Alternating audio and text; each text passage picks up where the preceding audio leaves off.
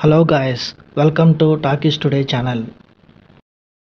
ఈరోజు రీసెంట్గా థియేటర్స్లో రిలీజ్ అయిన ది కంజ్యూరింగ్ ది లాస్ట్ రైట్స్ అనే మూవీ ఎలా ఉందో డిస్కస్ చేద్దాం. సో వీడియోలోకి వెళ్ళే ముందు మీరు మన ఛానల్ ఫస్ట్ టైం చూస్తున్నట్టయితే ఒక లైక్ చేయండి, ఒక కామెంట్ చేయండి, అలాగే మన ఛానల్ సబ్స్క్రైబ్ చేసుకోండి. చాలామంది మన ఛానల్ సబ్స్క్రైబ్ చేసుకోకుండానే వీడియోస్ చూస్తున్నారు గైస్. మీరు సబ్స్క్రైబ్ చేసుకుని చూడడం వల్ల ఛానల్కి ఎంత ఎంకరేజ్మెంట్గా ఉంటుంది. సో సబ్స్క్రైబ్ చేసుకుని వీడియోస్ చూడండి. ఇంకా లేట్ చేయకుండా వీడియోలోకి వెళ్ళిపోదాం. Let's get started. The conjuring last rites ఈ సిరీస్లో ఇది 4th మూవీ, అట్లాగే ఇది ఫైనల్ మూవీ అనమాట. మొత్తం ది కంజ్యూరింగ్ సిరీస్లోనే యూనివర్స్లోనే ఇది 11th మూవీ. ఈ సినిమా హర్రర్ సిరీస్లోనే ఒక భయంకరమైన సినిమాగా మంచి పేరు సంపాదించుకుంది.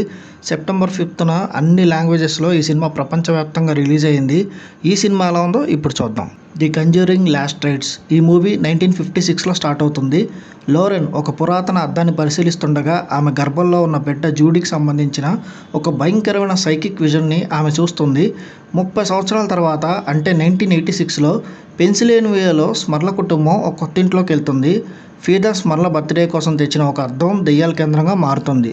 దీంతో ఆ ఫ్యామిలీలో భయంకరమైన సమస్యలు మొదలవుతాయి. ఎడ్ అండ్ అలాగే లోరెన్ అలాగే తన కుమార్తె జూడీ సహాయంతో స్మర్ల కుటుంబాన్ని రక్షించడానికి ప్రయత్నాలు మొదలు పెడతారు. అయితే అద్దం వెనక 2 హత్యలకు సంబంధించిన రహస్యం ఉందనే విషయం బయటపడుతుంది. ఇంతకీ అసలు సీక్రెట్ ఏంటి? ఆ ఇద్దరు ఎలా చనిపోతారు? లోరెన్ అండ్ ఎడ్ ఈ కథకి ఎలా ముగింపు పలుకుతారు?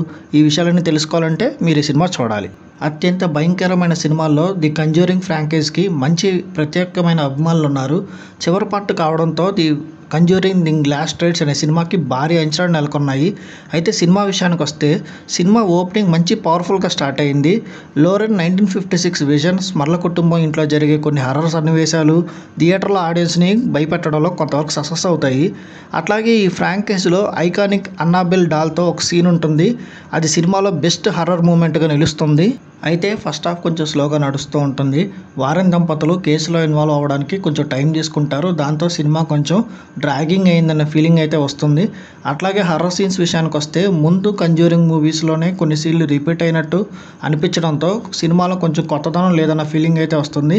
క్లైమాక్స్ కూడా హడావిడిగా ఫినిష్ చేశారన్న ఫీలింగ్ అయితే కలుగుతుంది. దెయ్యం గురించి చాలా ప్రశ్నలు సమాధానాలు లేకుండానే మిగిలిపోతాయి.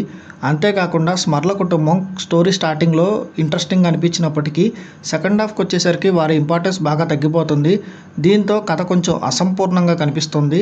కానీ చివరి 20 మినిట్స్ మాత్రం మూవీ చాలామందికి నచ్చే అవకాశం అయితే ఉంది. మొత్తంగా చూసుకుంటే లోరెన్ దంపతులకి ఇది ఒక ఎమోషనల్ ఎండింగ్ అని చెప్పచ్చు.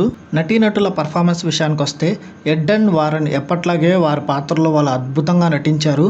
వారి మధ్యలో ఉన్న ఎమోషనల్ కెమిస్ట్రీ సినిమాకి ఒక మంచి సోల్ లాగా యాడ్ అయ్యింది. అట్లాగే కూతురు జూడీ పాత్రలో మియా కూడా అద్భుతంగా నటించి జనాలను ఆకట్టుకుంటుంది.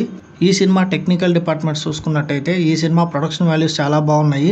విజువల్ ఎఫెక్ట్స్ కూడా చాలా అద్భుతంగా ఉన్నాయి. సౌండ్ డిజైన్ అయితే ఎక్స్ట్రాడినరీగా ఉంది.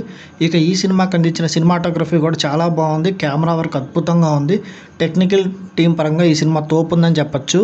ఈ సినిమా మెయిన్ పాజిటివ్ పాయింట్స్ చూసుకున్నట్టయితే నటీనటుల పర్ఫార్మెన్స్ అట్లాగే అన్నాబెల్ రిలేటెడ్ సీన్స్ అన్నీ బాగున్నాయి. ఇంకా ఈ సినిమా మైనస్ పాయింట్స్ చూసుకున్నట్టయితే ఈ సినిమాలో హర్రర్ సీన్స్ కొంచెం ప్రెడిక్టబుల్గా ఉన్నాయి. అట్లాగే ఫస్ట్ హాఫ్ కొంచెం స్లోగా నడిచింది. ఓవరాల్గా చూసుకున్నట్టయితే కంజ్యూరింగ్ ఫ్రాంచైజ్ నుంచి అభిమానులకి ఇది ఒక ఎమోషనల్ ఎండింగ్ అని చెప్పచ్చు. హర్రర్ థ్రిల్ కానీ కంజ్యూరింగ్ 1-2 స్థాయిలో హర్రర్ సీన్స్ ఈ సినిమాలో అంతగా లేకపోయినప్పటికీ ఈ సినిమా పర్వాలేదు అనిపిస్తుంది. కంజ్యూరింగ్ ఫ్రాంచైజ్ నుంచి వచ్చిన ఈ చివరి సినిమా ఒక 1 టైం వాచబుల్గా ఖచ్చితంగా అనిపిస్తుంది. ఓవరాల్గా ఈ మూవీకి మన టాకీస్ టుడే ఛానల్ వాళ్ళు ఇస్తున్న రివ్యూ రేటింగ్ 2.75/5. ఇది నా ఒపీనియన్ మాత్రమే.